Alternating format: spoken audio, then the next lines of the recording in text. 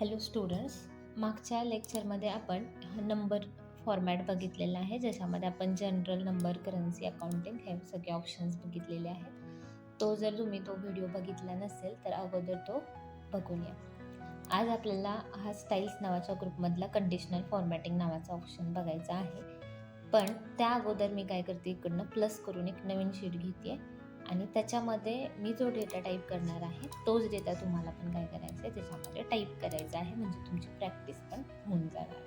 ठीक आहे,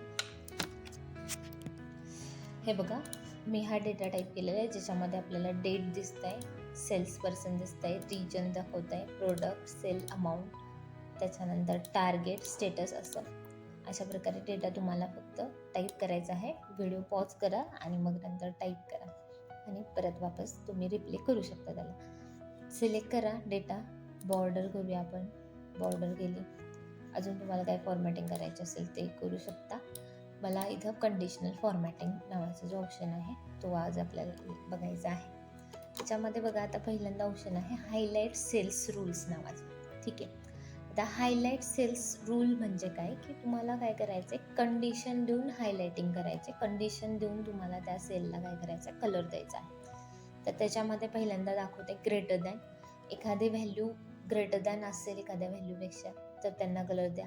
लेस दॅन, त्याच्यापेक्षा कमी असेल. बिटवीन, च्यामध्ये असेल. इक्वल टू, च्यासारखे असेल. जर समजा टेक्स्ट दॅट कंटेन, म्हणजे एखादं टेक्स्ट मी टाईप केलं आणि ते रिपीट असेल, ते नाव आलं असेल तरच तुम्हाला ते कलर हवा आहे.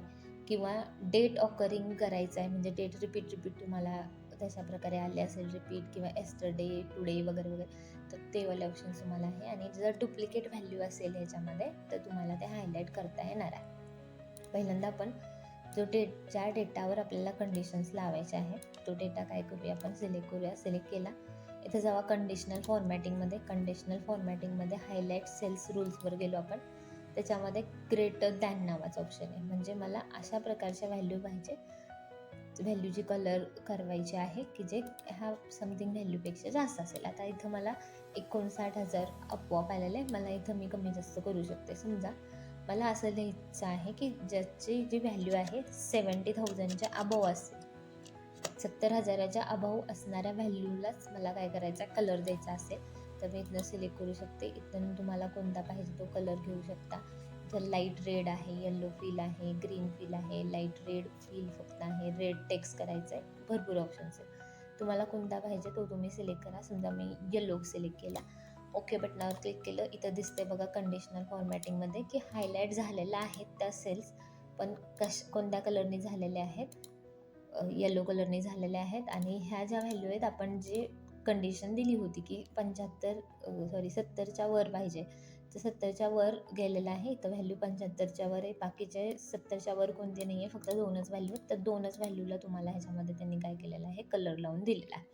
ठीक आहे, त्याच्यानंतर जर तुम्हाला ह्याच डेटावर लेस दॅनचं पण पाहिजे असेल, सिलेक्ट करा डेटा, लेस दॅनमध्ये जावा. लेस दॅनमध्ये वापस हे व्हॅल्यू आली, चेंज करायचे. समजा मला असं पाहिजे की 35,000पेक्षा जर एखादी व्हॅल्यू कमी असेल तर त्या व्हॅल्यूला मला काय करवायचं आहे, कलर करवायचा आहे. इथनं घेते मी दुसरा कलर, रेड राहू देऊ आपण. हा सिलेक्ट केला, ओके बटनावर क्लिक केलं. हे बघा 35,000च्या पेक्षा कमी जी व्हॅल्यू आहे त्या व्हॅल्यूला काय केलेलं आहे, इथं आपण कलर लावलेला, त्यांनी कंडिशन देऊन कलर लावलेलं दिसतंय. सेम बिटवीनमध्ये तुम्हाला व्हॅल्यू असतील, बिटवीनमध्ये तुम्ही इथं टाकू शकता की समथिंग पर्टिक्युलर व्हॅल्यू ह्याच्यापासून ह्याच्यापर्यंत असेल. समजा मी इथं टाईप केलं 40,000 ते समजा मी ह्याच्यामध्ये टाईप केलं 50,000. 40 ते 50,000च्या व्हॅल्यूमध्ये ज्या व्हॅल्यू असणार आहेत त्यांना कलर हवा आहे. आणि मी इथं घेतला आहे ग्रीन कलर. तर 40 ते 50मध्ये जेवढ्या व्हॅल्यू असणार आहेत तेवढ्यांना त्यांनी काय केलं, मला ह्याच्यामध्ये कलर लावून दिलेला आहे, हायलाईट करून दिलेला आहे मला सगळ्या सेल्समध्ये. त्याच्यानंतर इक्वल टू आहे, म्हणजे जर समजा सेम एखादी व्हॅल्यू असेल ह्याच्यासारखी दिसणारी एखादी, तर आपण इथं इक्वल टूचा ऑप्शन घेऊ शकतो. इथून कोणती व्हॅल्यू पाहिजे त्या ह्याच्यानुसार सिलेक्ट करा आणि इथून तुम्ही काय करू शकता, ह्याच्यामध्ये कलर वगैरे इकडनं घेऊ शकता. त्याच्यानंतर त्याच्या खालचा पुढचा ऑप्शन आहे तुम्हाला ह्याच्यामध्ये टेक्स्ट कंटेंट. आता समजा मी काय केलं, ह्या टेक्स्ट कंटेंटला हे जे सेल्स पर्सन आहे किंवा आपण काय करूया, रिजन सिलेक्ट करूया. रिजन ह्याच्याच्या ह्याच्यामध्ये जास्त लक्षात येईल. नॉर्थ आहे, साऊथ आहे, ईस्ट आहे, वेस्ट आहे. तर इथून कंडिशनल फॉर्मॅटिंगमध्ये गेलो, highlight cells rule, text content that, आणि मी इथं काय घेतलं, मला वेस्टचे जेवढे वेस्टच्या ह्याच्यामध्ये आहेत त्याच्या तेवढ्या ह्याच्यामध्ये मला काय करायचं आहे, त्यांना कलर लावायचा आहे. वापस तेच कलरचं ऑप्शन्स येणार आहेत तुम्हाला. अजून जास्त कलर घ्यायचे असेल तर कस्टम नंबर कस्टम फॉर्मॅटमध्ये जावा. त्याच्यामध्ये तुम्हाला वापस हा फॉर्मॅट सेलचा ऑप्शन येईल. तुम्हाला कलर कोणता पाहिजे, फील कोणत्या कलरचा पाहिजे, तो तुम्ही कलर सिलेक्ट करू शकता. ओके बटनावर क्लिक करा. तशा प्रकारचा कलर आपण जो चूज करू तशा प्रकारचा कलर तुम्हाला ज्या सेलला हायलाईट करून दाखवला जाणार आहे, हे हायलाईट करायचं ऑप्शन आहे. त्याच्यानंतर त्याच्या खालचा ऑप्शन आहे डेट ऑकरिंग. आता इथं डेट्स आहे, डेट सिलेक्ट केल्या मी, कंडिशनल फॉर्मॅटिंगमध्ये गेले, हायलाईट सेल्स रूल्स, डेट ऑकरिंगमध्ये ह्याच्यामध्ये मी गेले. डेट ऑकरिंगमध्ये गेल्यानंतर इथं तुम्हाला दाखवते एस्टरडे, म्हणजे कालची एखादी तारीख असेल तर त्यांना कलर करा, टुडे असेल तर एखाद्या तारखेला कलर करा, किंवा टुमारो असेल, उद्याची तारीख असेल, कलर करा. लास्ट 7 डेजच्या ह्याच्यामध्ये किंवा लास्ट वीकमध्ये, वीकमध्ये, नेक्स्ट वीकमध्ये जर असेल तर. आता ह्या ज्या तारखा आहेत ते ह्या जानेवारी महिन्याच्या तारखा आहेत, त्याच्यामुळे आपण काय करूया, लास्ट मंथचे सिलेक्ट करू. लास्ट मंथ सिलेक्ट केल्यानंतर त्यांनी काय केलेलं आहे, ह्याच्यामध्ये कलर मला ह्याच्यामध्ये कलर करून दिलेला आहे. धिस मंथचं घेतलं तर इथं नाही दाखवणार, कारण ह्याच्यामध्ये ह्या महिन्याच्या तारखा नाही आहेत, फेब्रुवारी महिना आपल्या इथं चालू आहे. नेक्स्ट मंथच्या पण ह्याच्यामध्ये तारखा नाही, त्याच्यामध्ये त्यांनी हायलाईट करून दिलं नाही. तुम्हाला कोणतं पाहिजे तुम्ही घेऊ शकता. मी लास्ट मंथ घेते, म्हणजे आपला ट्रायल होईल की ह्याच्यामध्ये लास्ट मंथचं घेता येतं. ओके बटनावर क्लिक करा. तसा हायलाईटचा कलर तुम्हाला त्याच्यामध्ये लागलेला दिसून येणार आहे. त्याच्यानंतर त्याच्या खालचा ऑप्शन आहे डुप्लिकेट व्हॅल्यू नावाचा. आता एखादी जर व्हॅल्यू एखाद्या ह्याच्यामध्ये डुप्लिकेट असेल, डबल असेल, तर तुम्हाला ह्याच्यामधून काय करता येतं, हायलाईट करून बघता येतं duplicate व्हॅल्यूला.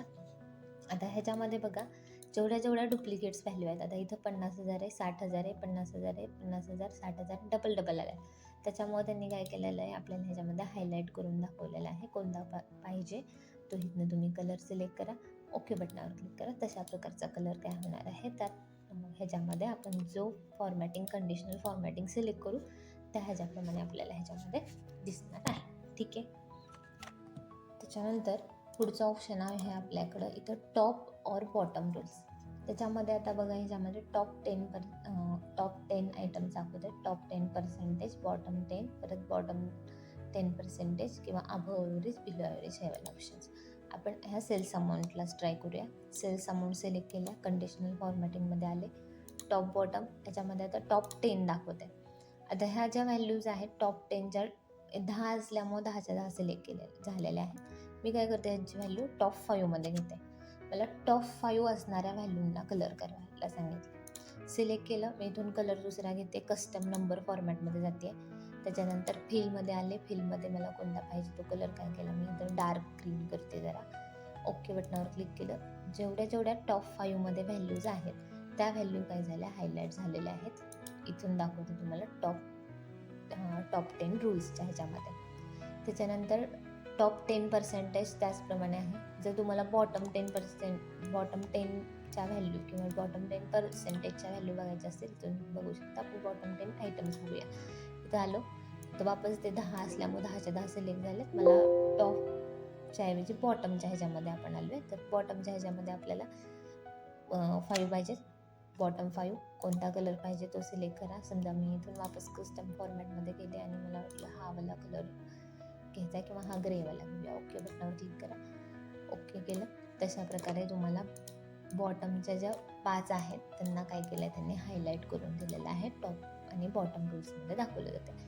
Above average, below average पण त्याचप्रमाणे करता येते की जर तुम्हाला ह्या व्हॅल्यूज ज्या आहेत त्या व्हॅल्यूजच्या जर तुम्ही ॲव्हरेज काढलं आणि ते ॲव्हरेजच्या ह्याच्यामध्ये जास्त असेल अबव्ह ॲव्हरेजच्या, तर तुम्हाला कोणता कलर हवा असेल तुम्ही घेऊ शकता. किंवा बिलो ॲव्हरेज तुम्ही जर घेतलं तर बिलो ॲव्हरेजच्या ह्याच्यामध्ये तुम्हाला त्या व्हॅल्यू कोणता कलर पाहिजे त्या ह्याच्याप्रमाणे तुम्ही घेऊ शकता. ट्राय करून बघा एकदा. ठीक आहे.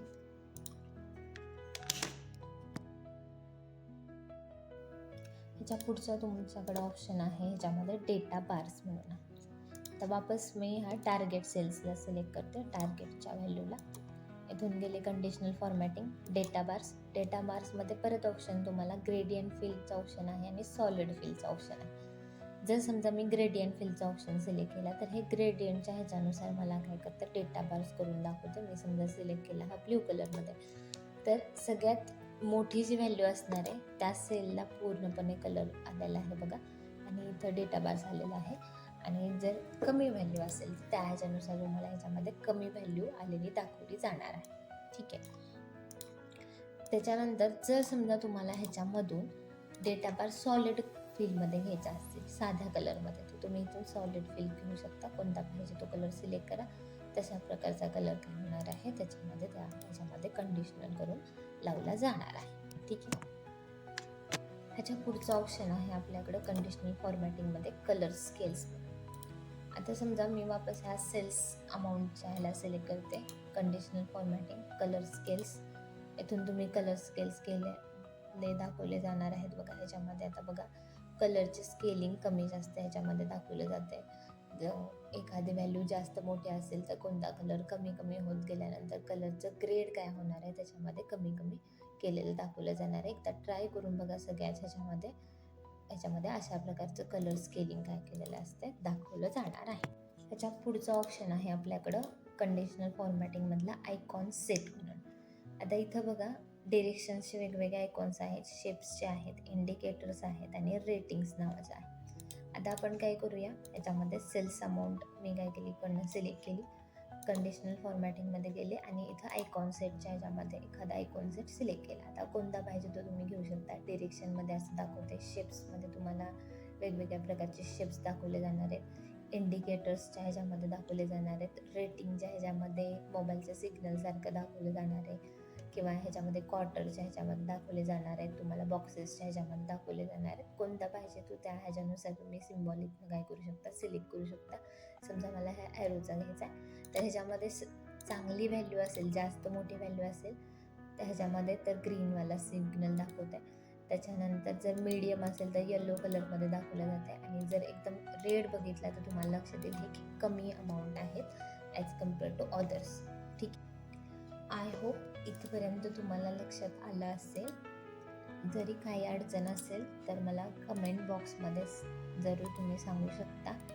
आणि जर हा भाग तुमच्या लक्षात आले असेल तर व्हिडिओला लाईक करा, चॅनलला सबस्क्राईब करा.